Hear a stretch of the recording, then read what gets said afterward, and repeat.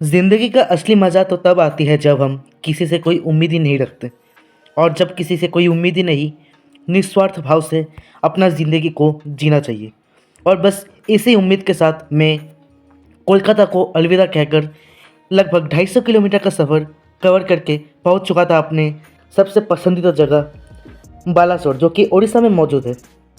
और आज इसी वीडियो में मैं आपके साथ शेयर करने वाला हूँ कोलकाता के नज़दीक घूमने वाली सबसे बेहतरीन 2 रात और 3 दिन के लिए सबसे कम पैसों में घूमने वाली जगह।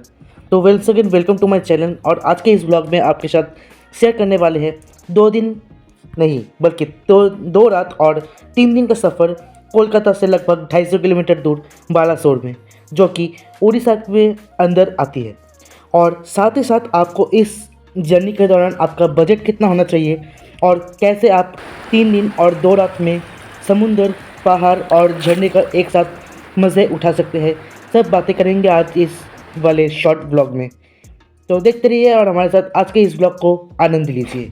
तो हमारा इस 3 दिन और 2 रात का पहला दिन का सफ़र हावड़ा के नज़दीक सातरागाछी से शुरू होती है, train number 12821 Shalimar Puri Dhauli express में, जिसका सातरागाछी से हमारा सफ़र सुबह 9:33 में शुरू होने वाली थी और सेम डे दोपहर के 1 बजे लगभग 3 घंटे और 25 मिनट का सफ़र कंप्लीट करने के बाद बालासोर स्टेशन में जाके ख़त्म होने वाली थी। और फाइनली बालासोर स्टेशन से हमारा गाड़ी का सफ़र फिर से लगभग 11 किलोमीटर का सफ़र जाके चांदीपुर बीच में होने वाली थी ख़त्म। बालासोर स्टेशन से चांदीपुर बीच तक का सफ़र लगभग 2 बजे तक हो चुकी थी ख़त्म। और चांदीपुर बीच से लगभग 250 मीटर पहले ही हमारा चेक इन होटल में हो चुका था और लगभग होटल में 2 घंटे के रेस्ट करने के बाद हमारा शाम के 4 बजे सफ़र साइट सीइंग का फिर से हो चुकी थी शुरू। और आज का साइट सीइंग का पहला स्पॉट जो इस बालासोर में हमारा होने वाला था वो था मोहना सी बीच। मोहना सी बीच जो कि लगभग 3 किलोमीटर दूर है चांदीपुर सी बीच से। और मोहना सी बीच का खास बात तो ये है कि ये वो जगह है जहाँ पर समुंदर और नदी का मिलन होती है। फाइनली कुछ देर का भ्रमण करने के बाद हमारा सेकंड स्पॉट बालासोर डे 1 का सेकंड स्पॉट श्री राधा कृष्ण मंदिर, जो कि लगभग 5 किलोमीटर दूर है चांदीपुर सी बीच से। राधा कृष्ण मंदिर के अंदर यहाँ पर आपको राधा कृष्ण का प्रतिमा देखने को मिलेगा और साथ ही साथ बाहर एक छोटी सी तालाब जिसके अंदर कई सारे विभिन्न प्रकार की मछलियाँ भी देखने को मिलेगा। तो थोड़ा सा आनंद लीजिए, उसके बाद नेक्स्ट स्पॉट में हम बढ़ेंगे आगे।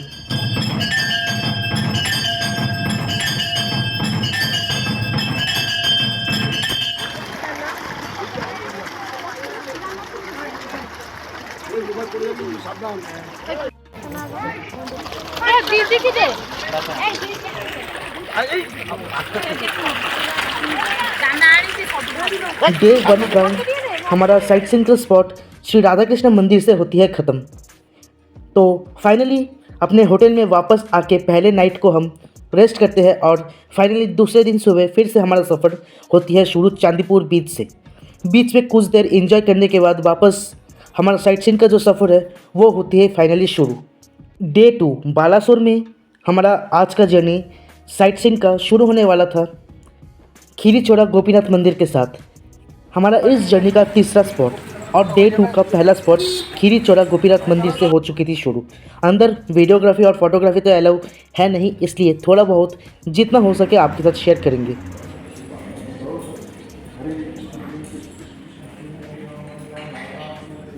डे 2 का पहला स्पॉट कंप्लीट करने के बाद हमारा इस जर्नी का चौथा हॉल्ट यानी कि डे 2 का सेकंड स्पॉट इमामी श्री जगन्नाथ मंदिर के साथ हो चुकी थी शुरू, जो कि लगभग बालासोर से 21 किलोमीटर दूर है।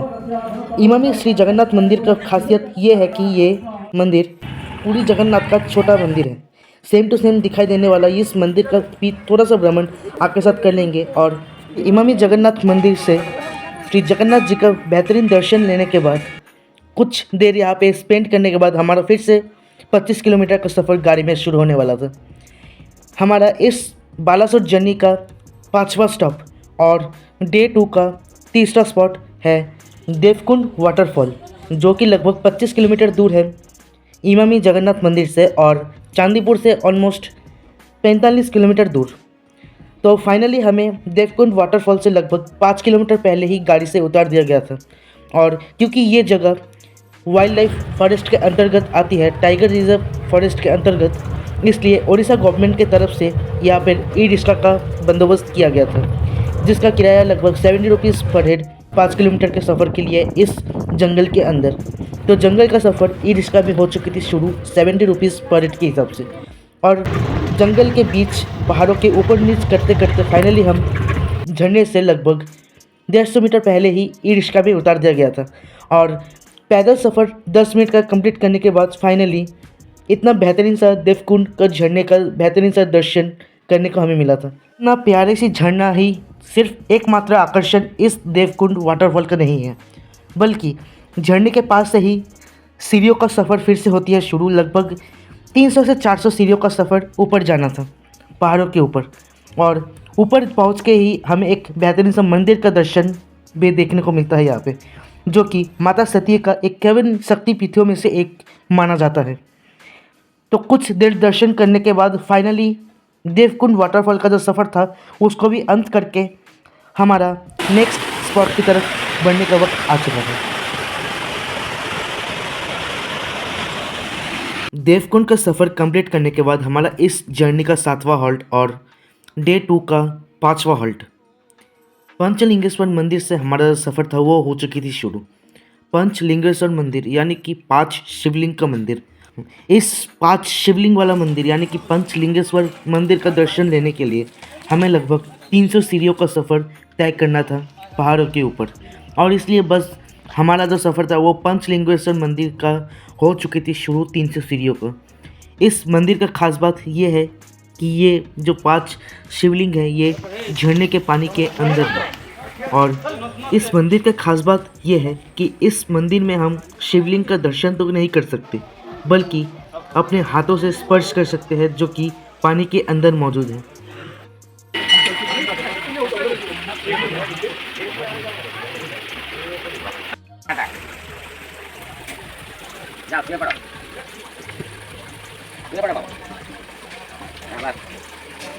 और फाइनली पंचलिंगेश्वर मंदिर यानी कि 5 शिवलिंग वाला मंदिर का सफ़र कंप्लीट होने के बाद हमारा इस जर्नी यानी कि दूसरे दिन का 8वां हॉल्ट और हमारा इस साइट सीइंग का 10वां हॉल्ट राजबाड़ी से होती है ख़त्म।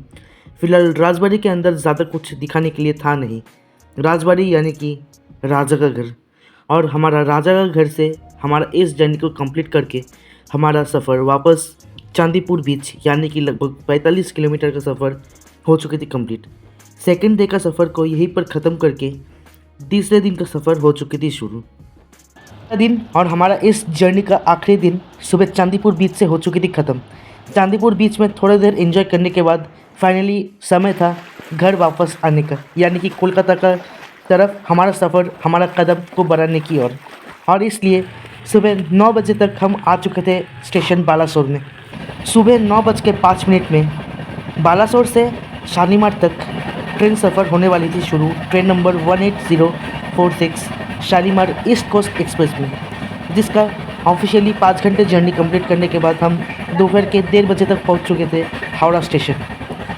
और हमारा आज के इस बेहतरीन सा 3 दिन और 2 रात का सफ़र को हावड़ा में वापस आकर ख़त्म करते हैं। और अगर बात रही इस जर्नी का कुल कॉस्टिंग और प्राइस की, तो आपके साथ शेयर कर लेते हैं। सिर्फ 2500 रुपये पर हेड के हिसाब से आप इतना बेहतरीन 2 नाइट्स और 3 डेज़ का सफ़र का पैकेज का लुत्फ़ उठा सकते हैं। 2500 रुपये पर हेड के हिसाब से 2 डेज़ नहीं, बल्कि 3 डेज़ और 2 नाइट का इस सुंदर पैकेज का जो जर्नी था वो ऑफ बीट जगह उड़ीसा में बालासोर में था।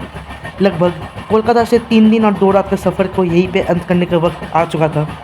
व्लॉग को भी यहीं पर ख़त्म करने का वक्त आ चुका था। मिलेंगे आपके साथ एक नए व्लॉग में, एक नई शुरुआत के साथ, एक नए टॉपिक के साथ, एक नए जगह के साथ। तब तक मिलेंगे आपके साथ एक नए व्लॉग में।